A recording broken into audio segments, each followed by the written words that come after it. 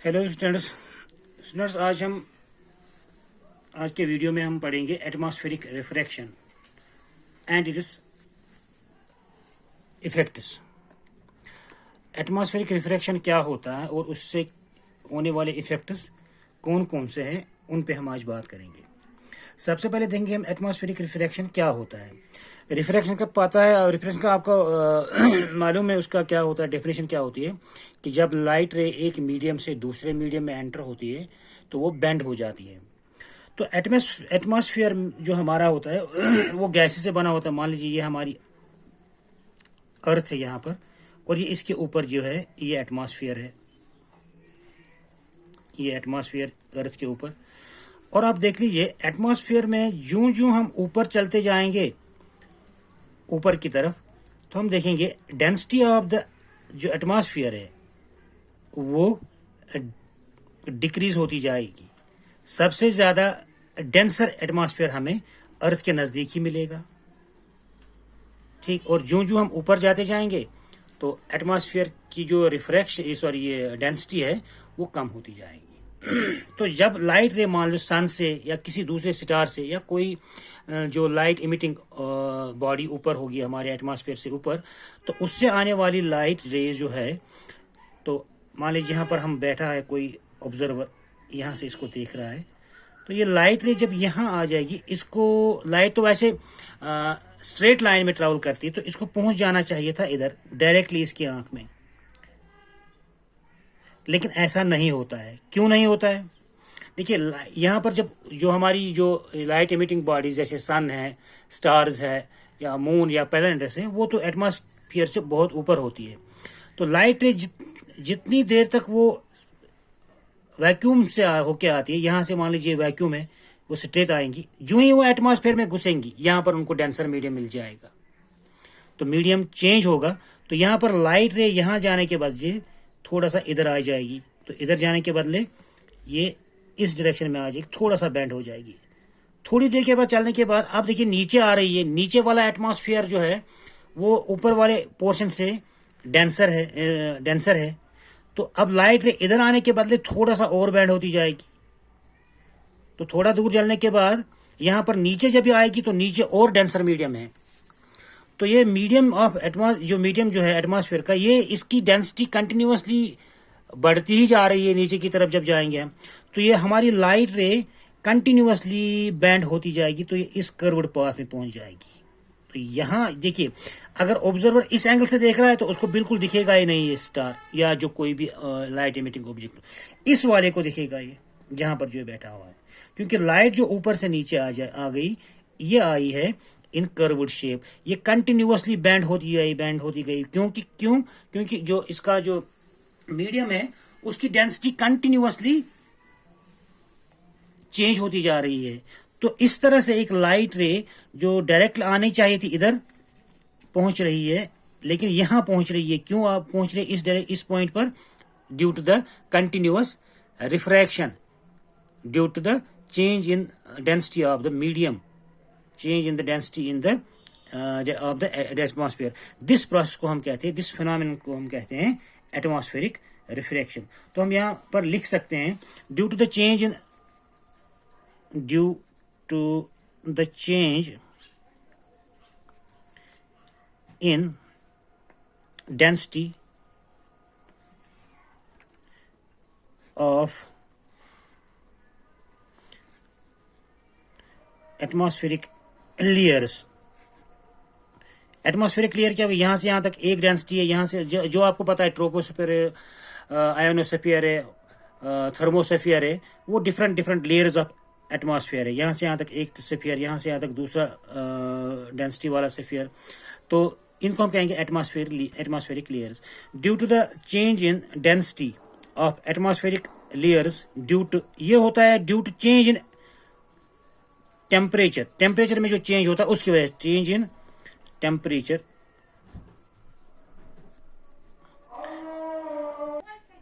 तो हम यहां पर लिखा है मैंने due to the change in density of atmospheric layers due to change in temperature. ये चेंज इन डेंसिटी क्यों होती है? Due to the change in temperature.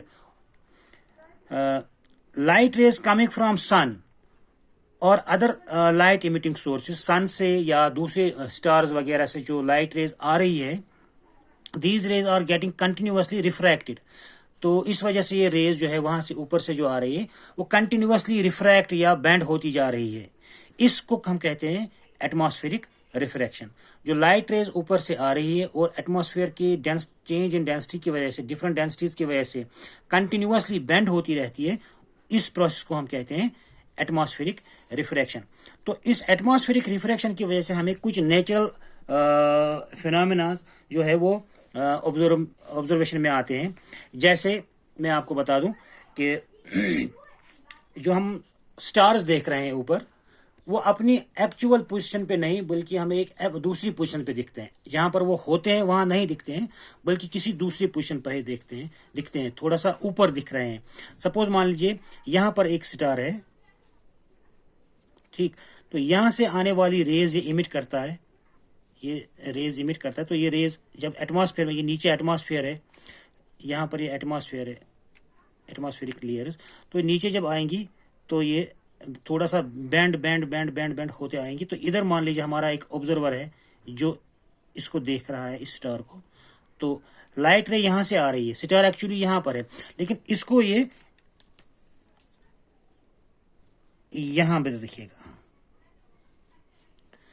तो इस ऑब्जर्वर को ये स्टार इधर नहीं बल्कि यहां पर दिखेगा, अपनी पोजीशन से थोड़ा हट के, अपनी पोजीशन से थोड़ा ऊपर दिखेगा। तो इसको कहेंगे apparent position of the star, apparent position.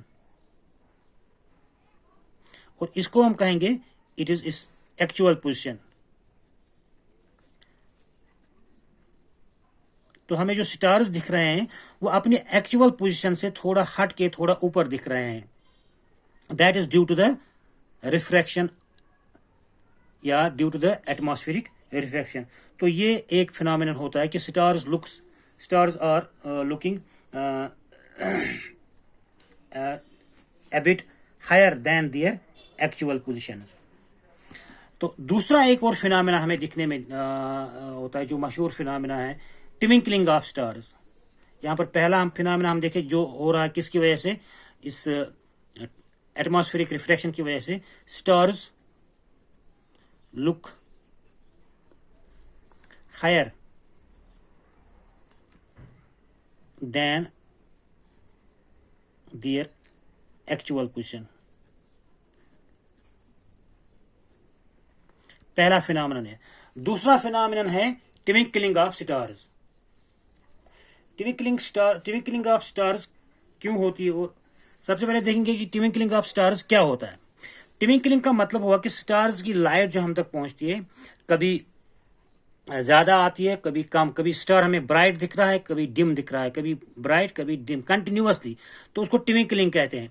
तो ट्विंकलिंग क्यों होती है, that is due to this atmospheric reflection. देखिए क्या होता है, यही मान लीजिए यही स्टार हम यहां पर मान लेंगे, ये स्टार है। तो जब इसकी लाइट रे यहां से इमिट होके इस ऑब्जर्वर के पास आती है, तो ये डेंसिटीज ऑफ दिस एटमॉस्फेयर बदलती रहती है, कभी कम कभी ज्यादा। तो इसका जो रिफ्रैक्शन है कभी कम और कभी ज्यादा होता है। तो जब ये लाइट रेज यहां पर पहुंचती, देखिए ये लाइट रे यहां से निकली और ये बैंड होते होते होते होते यहां पर पहुंची है, लेकिन दूसरे ही लम्हे में इसकी जो लाइट ब्राइटनेस है वो कम हो जाएगी, और फिर तीसरे लम्हे में इसकी ब्राइटनेस और ज्यादा होगी। तो हमें ये ट्विंकलिंग करता दिखेगा। क्यों ऐसा होता है, देखिए जब ये यहां से शुरू होती है, लाइट रे यहां आ गई, इस डेंसिटीज के हिसाब से इसको यहां पर पहुंचना था, लेकिन दूसरे ही लम्हे ये डेंसिटी चेंज हो गई, डेंसिटीज ऑफ एटमॉस्फेयर चेंज हो गई। तो स्टार्स की जो ब्राइटनेस, ये पाथ जो है, बेंडिंग जो है वो चेंज हो गई। अभी मान लीजिए ये इधर से पहले आ रहा था, इधर से इधर पहुंच गया, तो अब ये इधर इधर इधर थोड़ा सा ज्यादा बेंड हो गया तो इधर पहुंच गया, तो लाइट इसमें पहुंचती ही नहीं है। तो जैसे इसको मान लीजिए हमारे पास ये मान लीजिए ये एक सोर्स ऑफ लाइट है, ये वाला पेन। तो ये लाइट रे जब यहां से इमिट करता है इधर, मान लीजिए इधर इस डायरेक्शन में, तो हमें ये इधर इसकी ब्राइट रोशनी दिखेगी, लेकिन कुछ ही देर में हम देखेंगे ये इधर पहुंच गया। थोड़ा सा ये ऐसे ऐसे करता रहता है ये लाइट सोर्स, मान लो अगर ऐसा ऐसा ये करता रहेगा तो क्या होगा, तो लाइट रे कभी इधर जाएगी कभी इधर जाएगी, कभी इधर जाएगी कभी इधर कभी इधर कभी इधर। तो ऑब्जर्वर जो यहाँ पर है, जब लाइट रे डायरेक्टली इसके पास पहुंच रही है तो इसको ज्यादा लाइट मिलेगी। तो लेकिन जब ये स्टार थोड़ा सा मूव होगा या लाइट इमिटिंग सोर्स जो है थोड़ा सा मूव होगा, तो अब कुछ कम रेज इसमें आ जाएंगी, कुछ रे इधर चली जाएगी। तो इसकी जो अमाउंट ऑफ लाइट इस तक पहुंचा वो कम हो गया। फिर ये स्टार इधर आ गया, फिर ये लाइट इमिटिंग सोर्स इधर आ गया तो ज्यादा लाइट रे इस पर पहुंच गई, तो ये ज्यादा ब्राइट दिखेगा हमें। तो फिर कुछ देर इधर पहुंच गया तो कुछ रेज इधर चली जाएगी, तो इस तक कम रोशनी पहुंच जाएगी। तो यहाँ पर ऐसा ये स्टार ऐसे ऐसे दाएं बाएं तो नहीं कर रहा है, लेकिन इसकी लाइट रेज का जो बेंडिंग है वो कभी इधर पहुंच रहा है, कभी इधर पहुंच रहा है। तो जब इस तक पहुंच रहा है तो ज्यादा से ज्यादा पहुंच रहा है, इस डायरेक्शन में जब बेंड होता है तो ज्यादा से ज्यादा इस तक पहुंच रहा है, तो इसको ब्राइट दिख रहा है। लेकिन यही लाइट रेज और बेंडिंग हो जाएंगी तो इधर पहुंच जाएंगी, तो इस तक कम पहुंच जाएगी, तो अब डिम दिखेगा। जब कभी लाइट रेज कम बेंड हो जाएंगी तो ये लाइट रेज यहां पहुंचने के बदले कुछ रेज इधर जाएंगी, तो इस तक कम पहुंच जाएंगी। तो ये कंटिन्यूअसली जो अमाउंट ऑफ रिफ्रैक्शन जो है वो कम या ज्यादा होता है due to the change in densities of this atmosphere layers. तो उस वजह से कभी यहाँ पर लाइट रे ज्यादा पहुंचती है तो कभी लाइट रे यहाँ पर कम पहुंचती है, तो हमें दिखता है ये जो स्टार्स है वो ट्विंकल करते हैं। अच्छा, एक और चीज आप देख लीजिए, अब यहाँ पर लिखेंगे दूसरा phenomenon of twinkling of stars, twinkling of stars. तो ये दूसरा फिनोमिनन है इसका एटमॉस्फेरिक रिफ्रैक्शन का। अब यहां पर एक और क्वेश्चन है कि फिर प्लैनेट्स जो ऊपर है वो ट्विंकल नहीं करते हैं। आप देखेंगे आपको जो ऊपर जब स्काई में देखेंगे वहां पर कुछ स्टार्स आपको ट्विंकल करते हुए दिखेंगे और कुछ स्टार्स आपको ट्विंकल करते हुए नहीं दिखेंगे। जो ट्विंकल करते हैं वो स्टार्स होते हैं और जो ट्विंकल नहीं करते हैं वो स्टार्स नहीं होते हैं, वो प्लैनेट्स होते हैं। अब प्लैनेट देखिए क्या होता है, प्लैनेट हमें स्टार से बहुत करीब नजदीक होता है। जो प्लैनेट है वो स्टार से बहुत ही करीब है, स्टार हमें बहुत दूर है, बहुत दूर है। तो इसमें इसकी जो लाइट अमाउंट ऑफ लाइट है वो हम तक कम पहुंचती है।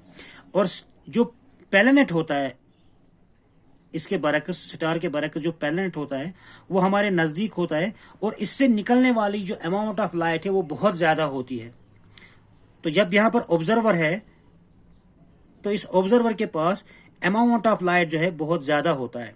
अब अगर यहाँ पर भी एटमॉस्फेरिक रिफ्लेक्शन होता है, लेकिन चूंकि लाइट रेज बहुत ज्यादा होती है, कुछ रेज अगर इधर भी चली गई इधर भी चली गई, लेकिन फिर भी यहाँ पर इसकी आंख में आने वाला लाइट का जो अमाउंट है वो ज्यादा होता है। तो इधर और इधर चली जाने वाली लाइट रेज से कुछ खास फर्क नहीं पड़ता है, इसलिए हमें प्लैनेट जो है वो ट्विंकल करता नहीं दिखता है। तो फिर एक बार बताऊं, प्लैनेट जो होता है वो बहुत ही करीब होता है अर्थ के, तो इससे जो आने वाला अमाउंट ऑफ लाइट है वो बहुत ज्यादा होगा जो डायरेक्टली इस पे पड़ेगा हमारी ऑब्जर्वर की आंख पर।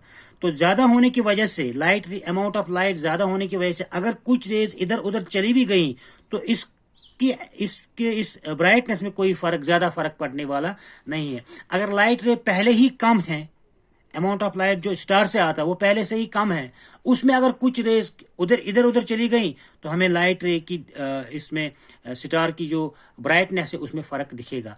लेकिन जब बहुत ज्यादा लाइट रे यहाँ से आती है, अमाउंट ऑफ लाइट जो है वो बहुत आता है कहाँ से, प्लैनेट से, तो कुछ रेज इधर उधर चल जाने पर हमें कुछ ज्यादा फर्क नहीं पड़ रहा है। तो इस वजह से ये जो प्लैनेट्स है वो हमें दिखता है कि ट्विंकल नहीं करता है।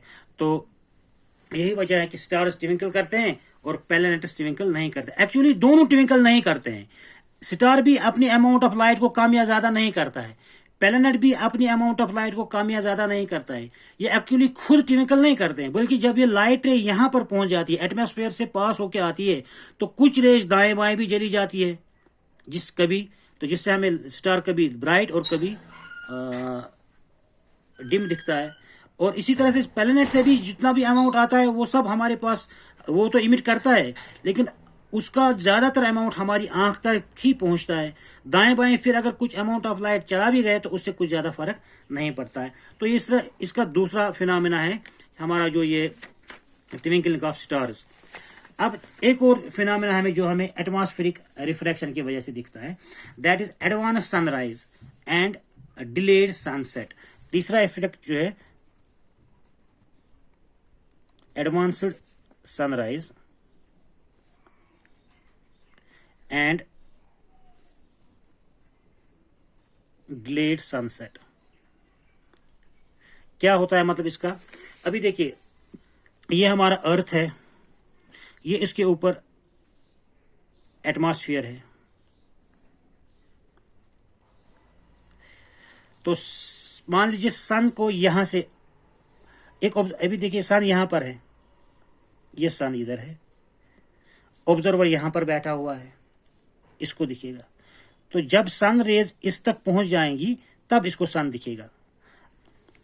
ठीक, अभी मान लीजिए सन जो है यहां पर बैठा हुआ है, तो इससे आने वाली रेज इस तक पहुंचती ही नहीं है, तो अभी सन निकला ही नहीं है।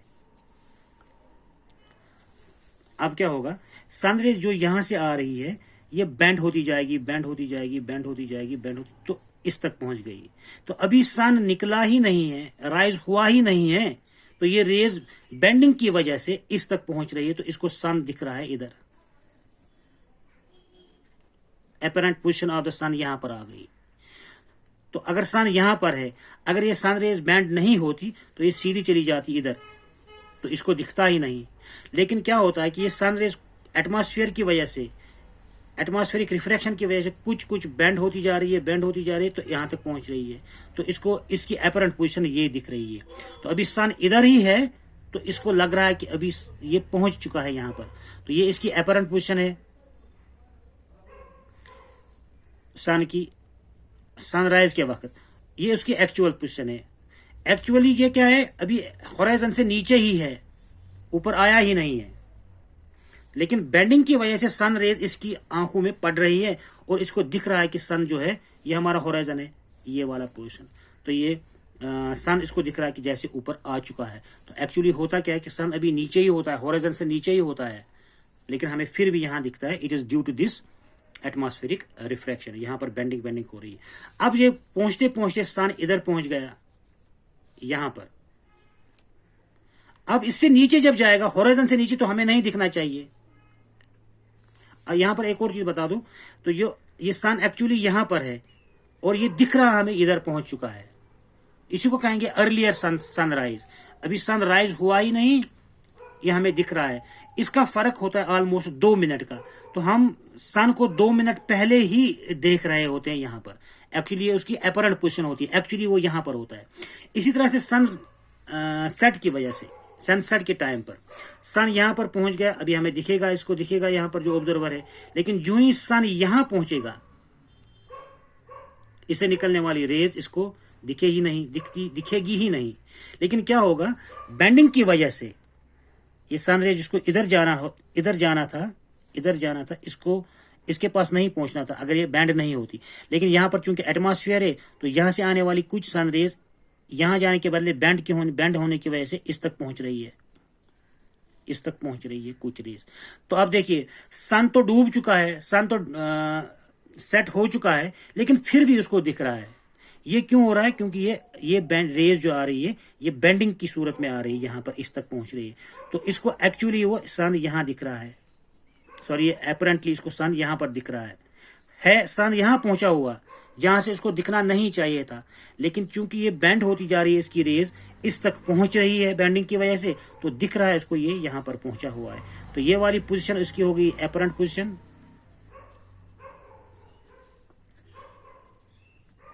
और ये वाली पोजीशन इसको, ये है सन की एक्चुअल पोजीशन है, एग्जैक्ट पोजीशन। तो एक्चुअली सन होराइजन से नीचे आ चुका है, सन सेट हो चुका है, सन डूब चुका है, लेकिन इस एटमॉस्फेरिक रिफ्रैक्शन की वजह से ये हमें यहां पर दिख रहा है इधर। तो इसको कहते हैं, ये एक और फिनोमेना है, एडवांस्ड सनराइज, सन पे चढ़ने से पहले ही हमें दिखता है, एंड डिलेड सनसेट, डूबने के बाद भी हमें सन दिख रहा है। तो ये था कुछ एटमॉस्फेरिक रिफ्रैक्शन और उसकी वजह से जो फिनोमेनन होते हैं यहाँ पर एटमॉस्फेयर में, कुछ प्रिंसिपल जो हमें दिखते हैं, तो जो हमें ऑब्जर्व होते हैं कुछ चीज़ें उस रिफ्रैक्शन की वजह से, उनकी बात तो अगले वीडियो में इंशाल्लाह हम कुछ और इसके बारे में बता देंगे। तब तक के लिए गुड बाय, थैंक यू।